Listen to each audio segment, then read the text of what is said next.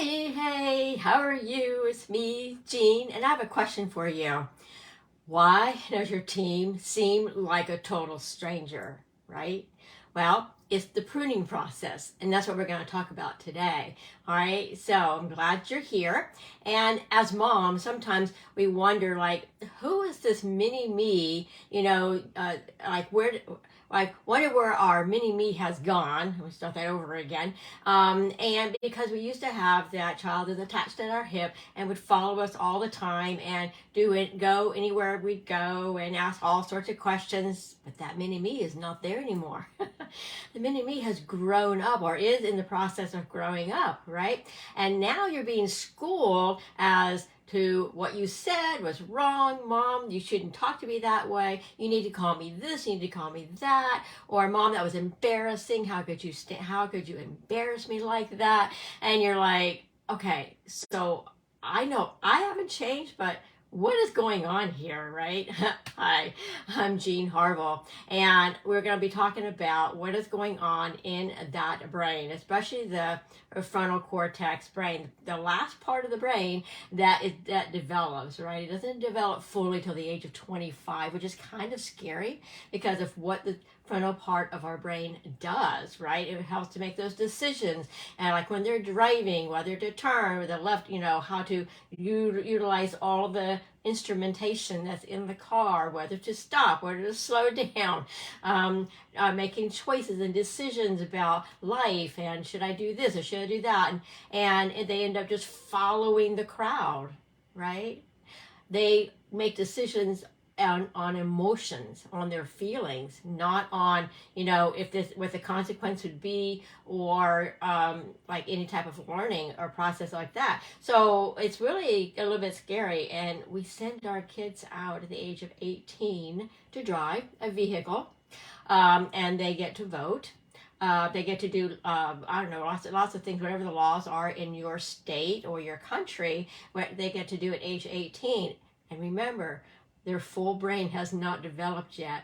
The frontal cortex has not developed. So they're making decisions from their emotions, from their feelings, because it's still evolving. So it kind of makes it a little bit scary, right? So it's just kind of a combination of things that are happening, and you feel like that you've been replaced by this alien that is telling you what's right and what's wrong. Mom, you're getting schooled all the time. Okay, so hi, I'm Jean Harville, and I'm the founder of Moms of Teens, and this is a connection and support group for families raising future leaders, and this is our Facebook group, and you are more than welcome to come and join us. And I'm the creator of the Teen Brain, the Empowered Mom, all that that program that I have that's releasing next month, and we have proven strategies from neuroscience on becoming that heart-connected mom,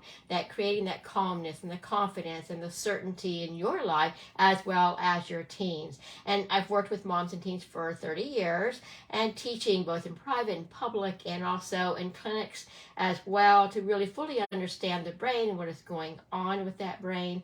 And you can, wherever you're viewing this, if you're viewing it on a Facebook page, you can click below and also share out the video, as well as if you're seeing this on YouTube, you can do the same thing, click and like and share it as well. So that kind of gets more parents in our orbit, so they can also learn about these aliens that are taking over their house, in their home. And so parenting your teens based on neuroscience and brain development is a great way to understand like what is going on and create the life that we desire for ourselves as well as for our teens, and using the power of neuroscience to understand our thoughts, our emotions, our beliefs, our decisions that we make as a result of that we create. So, having said all that, excuse me, last week we were talking about our teens eager to understand themselves and that world around them as the critical thinkers, and social skill grows stronger. We also were talking about that when they saw, when they were being watched by their peers, that they're more likely to take risk taking activities, right? But when their peers were not watching, then they didn't as much. So they would follow the rules of the road or whatever. I think it was they would gun the gas if they were coming to a yellow light if they knew that their peers were watching. But if they knew the peers were not watching, they would step on the brake like they're supposed to and stop. And so there's that influence of the peer group that's watching that can, cause our kids, our teens to make decisions that we may not agree with, or they should or shouldn't have. It depends on where the judgment is coming from. Because remember, their brains are not fully developed, and they are making decisions on pure emotions and pure feeling, right? They're motivated by the desired outcome and the goal of the behavior. So maybe their goal is to ask somebody out on a date or to ace a history exam. That's the goal that they want to get. So they choose the behavior to get there, not really thinking about other consequences that could happen, right? So right here inside the teen brain, the frontal lobe is involved in the cognitive and the emotional development that contributes to personality. And as the frontal lobe develops, there's a growth spurt of neurons. And what happens is there's a lot of neurons going in there and firing. And basically, we kind of had talked about this as having neural pathways.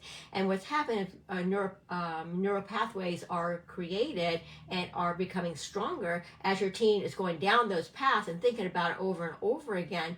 But then at some point, they're like, you know what? I don't want to go on that path because that's not getting me where I want to go. So I'm going to switch path. So they switch their thinking and they start going down another path. And so now what they're doing is they're creating all these different neural pathways in their brain, right? And so now this one's probably falling off a little bit because they haven't been on that path for a while and it's overgrown, if you want to think of it that way. And the new path that they want to get is on, it becomes like a rut driven and really deep ruts, and it becomes really strong and cemented.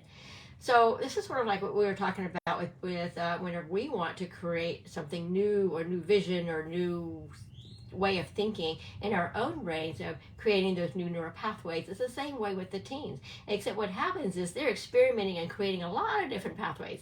I'm going to try this out. I'm going to try that out. Try this out. And they have so much going on. So what's happened is that now we have to do the pruning, the pruning part, the pathways that the teen abandons because they're just learning and trying things out to see with that end result, if it's an emotion or feeling that they, that they're going to receive when they get to the end of that path or where that path takes them, and they decide, nope, that's not what I want. So pruning that by not going on that path is what happens. That path generally will just break away.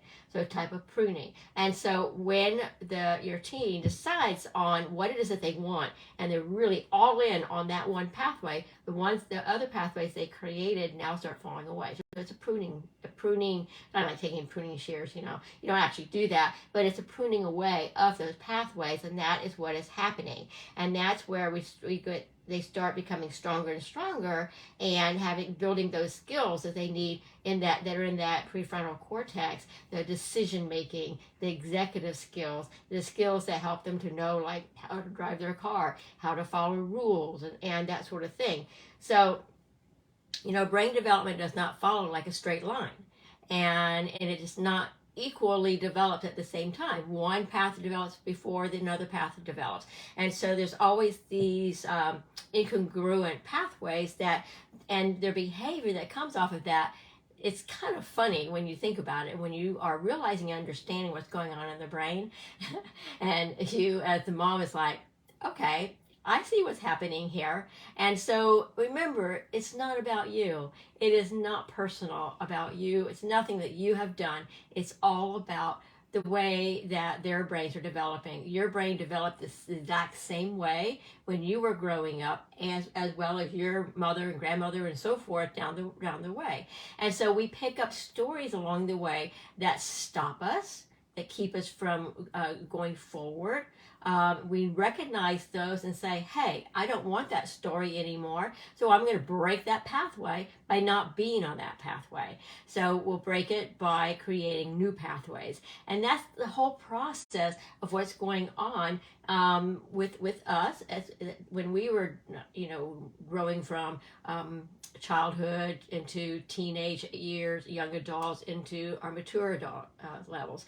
And so that just happens all throughout. And so when you understand and get a sense of what is going on in here with them and here with your teens, you just laugh about it, right? And what you do as a parent is that you can counsel them, or what is it, tutor them, or you can coach them. Coach is a better word.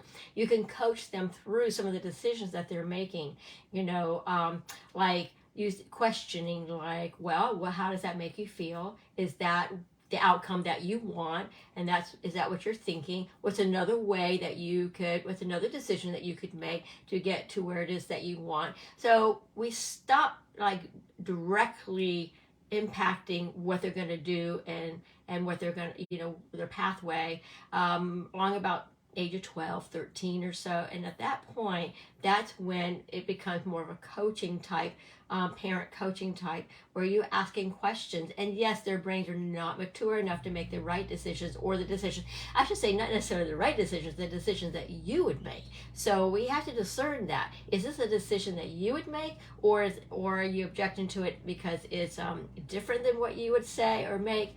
And remember, it is all exploratory as they are teens. And if they're not doing, major harm, then you allow things to occur and happen, because they are creating their own identity, right?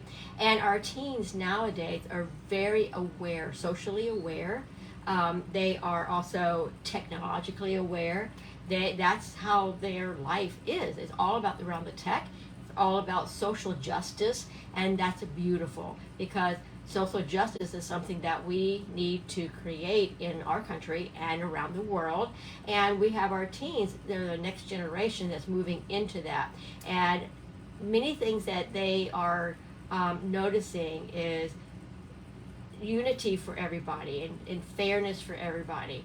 And some of that is like foreign to us because we didn't grow up in that. It was kind of coming about, but it was always like, I wonder one day we'll be able to. Well, we're in that one day now, and our teens are there. Our teens are creating that new social justice, and it's their world. It's that they will be in control. And so we as parents, we're that coach, we're that questioning, are you sure? And what are your ideas? And just really marvel at the way their brains are developing and the ideas that they have for future. And it's beautiful. It's amazing. So I wanted to just tell you, though, if you are on watching me on Facebook, if you can click and like, it'd be really great, and share out the video. And if you are on YouTube, do the same thing. You can click and like down below and share out the video as well. And I'll talk to y'all next week. All right, bye.